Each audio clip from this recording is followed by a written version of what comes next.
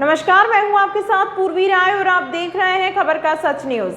देश की राजधानी दिल्ली में इजराइल और वहां के राष्ट्रपति नेतन्याहू के खिलाफ हुआ प्रदर्शन। जोरबाग करबला में अंजुमन हैदरी संगठन द्वारा जुम्मे की नमाज के बाद इजराइल के खिलाफ प्रोटेस्ट किया गया। नेतन्याहू का पुतला जलाया गया। प्रदर्शन कर रहे लोगों ने नेतन्याहू के पोस्टर पर चप्पल से मार कर कहा कि नेतन्याहू दुनिया का सबसे बड़ा आतंकवादी है, इसको फांसी पर चढ़ाया जाए। दरअसल इजराइल और हिजबुल्लाह की लड़ाई में लोगों की अपनी अपनी राय है। करबला में जो लोग मौजूद हैं, इन सभी का मानना है कि इजराइल बेगुनाहों का कत्ल कर रहा है। इसके लिए वहां के राष्ट्रपति नेतन्याहू को फांसी पर चढ़ाने की जरूरत है। वहीं यहाँ लोगों ने सैयद हसन नसरुल्लाह को शहीद मानकर उन्हें श्रद्धांजलि दी। इसके साथ ही गाजा, ईरान और लेबनान में इजराइल द्वारा हमले को एक आतंकी हमले के तौर पर कहा। इजराइल के हमले में हिजबुल्लाह के मौत के बाद से ही भारत में भी उसके समर्थन में जगह जगह प्रदर्शन हो रहे हैं। ऐसे में जोरबाग के दरगाह पर भी प्रदर्शन किया गया। यहाँ पर आए सैकड़ों लोगों ने इस प्रदर्शन में हिस्सा लिया। इनका कहना है कि जो लोग हिजबुल्लाह को आतंकी संगठन या आतंकवादी कहते हैं, वह लोग बताएं कि क्या भारत की सरकार ने कभी हिजबुल्लाह को आतंकी संगठन घोषित किया है? ऐसा नहीं है, लिखा जाए। इनका आरोप है कि सोशल मीडिया पर हिजबुल्लाह को आतंकी संगठन बोलकर अफवाह फैलाने की कोशिश की जा रही है। वहीं यहाँ के लोग ने कहा कि हमारे भारत के रिश्ते ईरान से दशकों पुराने चलते आ रहे हैं। आयात और निर्यात काफ़ी संख्या में यहाँ होता है। हमें फिक्र है कि अगर ईरान से रिश्ते बिगड़ते हैं तो भारत में तेल की महंगाई आसमान छूने लगेगी।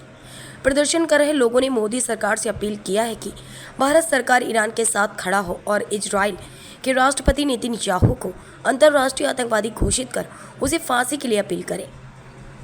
सैयद बहादुर अब्बास नकवी, जनरल सेक्रेटरी अंजुमन हैदरी, करबला जोरबाग। आप लोगों ने आज इजराइल और नेतन्याहू का पुतला जलाया, क्या मकसद क्या है, क्यों जलाया? देखिए, जिस तरीके से नेतन्याहू ने गाज़ा के अंदर, लेबनान के अंदर और उस पूरे रीजन के अंदर तकरीबन 50,000 बच्चों को कत्ल किया है, जिनमें ख़वातीन हैं, बच्चे हैं, उस नरसंहार के बाद आज की डेट में नेतन्याहू पूरे वर्ल्ड का टेररिस्ट नंबर 1 है।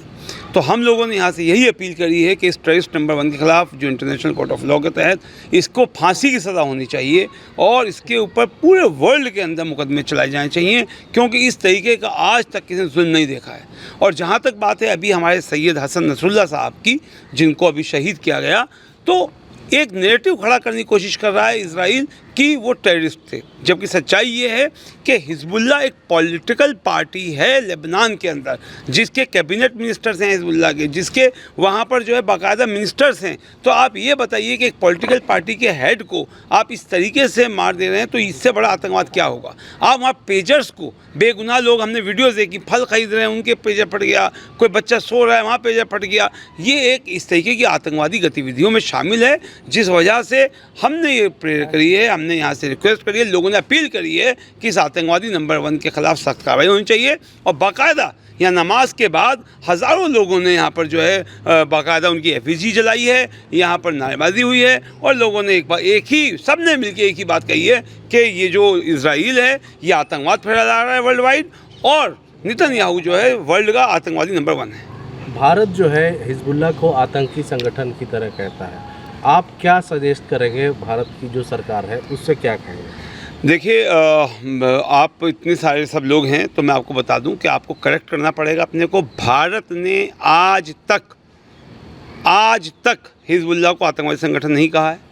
हिजबुल्लाह एक पॉलिटिकल पार्टी है, और अगर भारत हिजबुल्लाह को आतंकवादी संगठन कहता तो हिजबुल्लाह के समर्थन कौन कर रहा है? ईरान से ज़्यादा करीबी हमारे रिश्ते किसके साथ हैं? क्या भारत कभी किसी ऐसे देश से दोस्ती कर सकता है जो आतंकवाद का समर्थन करता हो? रशिया, हमारे रशिया के साथ कितने अच्छे संबंध हैं, घनिष्ठ संबंध है, आज के नहीं है। आप देखें, जब पाकिस्तान युद्ध हुआ तब भी रशिया ने हमारा साथ दिया था पाकिस्तान का मुंह तोड़ने के लिए, तो तब से हमारा साथ ही है रशिया। और क्या आपको लगता है रशिया एक आतंकवादी का साथ देगा? और रशिया अगर एक आतंकवादी का साथ दे रहा है तो फिर हमारी क्या दोस्ती एक आतंकवादी का साथ देने वाले के साथ हो सकती है? बिल्कुल नहीं। और हमारे प्रधानमंत्री मोदी जी ने, अमित शाह जी ने, राजनाथ जी ने, क्या किसी ने आज तक हिजबुल्लाह को आतंकवादी संगठन कहा है? क्या हमारे देश ने क्या इसको आतंकवादी संगठन डिक्लेयर किया है? नहीं किया है। ये मैं बता रहा हूँ अपने हिंदू भाइयों को और दूसरे लोगों को जिनको पता नहीं है। ये एक अफवाह का बदागर्म है। इजरायली एजेंट हैं जो इस देश के अंदर दरार डालना चाहते हैं और इस तरीके की मिसगाइड कर रहे हैं। लेबनान के साथ हमारे अच्छे रिश्ते हैं, ईरान से अच्छे रिश्ते हैं, और इस तरीके की बातें करके रिश्ते ख़राब कराकर वो चाहते हैं कि यहाँ पर तेल जो है 500 रुपये लीटर बिके। अगर आज ईरान के साथ रिश्ते ख़राब होते हैं, रशिया के साथ रिश्ते ख़राब होते हैं, इन कंट्रीज से भारत के रिश्ते ख़राब हो जाएँ तो यहाँ त्राई मच जाएगी। तो ये जो षड्यंत्र है दुश्मन का, इसको सरकार को मैं मोदी जी से गुजारिश करूंगा कि जो लोग इस तरीके की अफवाहें फैला रहे हैं कि हिजबुल्लाह एक आतंकवादी संगठन भारत सरकार ने घोषित कर रखा है, उनके खिलाफ सख्त कार्रवाई और सोशल मीडिया पर लगाम लगाई जाए। जो सोशल मीडिया पर इस तरीके की झूठी अफवाह फैला रहे हैं कि भारत सरकार ने हिजबुल्लाह को एक आतंकवादी संगठन डिक्लेयर किया हुआ है। क्या मानते हैं कि इजराइल को कौन सा देश समर्थन कर रहा है? देखिए इजराइल का, ग्रेटर इजराइल का एक नक्शा है। आपने देखा होगा कि दोनों तरफ दो रिवर्स हैं जो ऊपर लाइन है मैप के अंदर, वो दोनों, एक दरिया नील है और एक दरिया फरात है। उसके बीच में जितने भी देश हैं वो उसको आक्रमण करके ग्रेटर इजराइल बनाना चाहता है, जिसमें जो है आपका इराक भी है, ईरान भी है, लेबनान भी है, सीरिया भी है, सब चीज़ें हैं। तो इस पर कब्जा करने के लिए जो देश उसका, इनका माई बाप जो है वो अमेरिका है। अमेरिका के शय पर ही ये पूरा इजराइल खेल कर रहा है और ये एक पूरी कॉन्स्पिरेसी है। और उन्हीं लोगों ने अपने यहाँ पर उसे आतंकवादी कह दिया। जिस तरीके से हमारे यहाँ महात्मा गांधी को, सुभाष चंद्र बोस जी को अंग्रेज़ क्या कहते थे, उसी तरीके से ये फ्रीडम फाइटर्स हैं। ये अपनी जगहें छुड़ाना चाहते हैं, इनकी जगहों पे वो अतिक्रमण करके कब्जा करना चाहता है। उसका ऐलान है कि मैं ग्रेटर लेबनान बनाना चाहता हूँ, ग्रेटर इसराइल बनाना चाहता हूँ। तो ग्रेटर इसराइल में उनका ये डिक्लेयर्ड एजेंडा है कि हम इन पर कब्जा करेंगे। तो अब आप बताइए, कोई कब्जा करने आ रहा है तो क्या कोई अपना डिफेंस भी नहीं करेगा? तो ये पूरी तरीके से एक अतिक्रमण की नीति है। वो कब्जा करना चाहते हैं, वो इस वजह से वहाँ बेगुनाहों को मार रहे हैं। और हम father of the nation Mahatma Gandhi की राह पे चलते हुए, जैसे उन्होंने साउथ अफ्रीका के अंदर जाके जुल्म के खिलाफ आवाज़ उठाई थी, हम उसी तरीके से, जिस तरीके से इमाम हुसैन ने जुल्म के खिलाफ आवाज़ उठाई थी, हम जुल्म के खिलाफ आवाज़ उठा रहे हैं और बेनकाब कर रहे हैं इस टेररिस्ट नंबर 1 को, जो बेंजामिन नेतन्याहू है, कि ये किस तरीके से बच्चों तक को नहीं छोड़ रहे हैं। ये युद्ध अपराध भी है। अगर युद्ध भी हो रहा है तो युद्ध अपराध है। तो इस तरीके से बेगुनाहों को मारना, हम इसलिए डिमांड करते हैं इंटरनेशनल कोर्ट से कि इनको फांसी पर चढ़ाया जाए। तमाम महत्वपूर्ण खबरों के लिए देखते रहिए खबर का सच न्यूज़।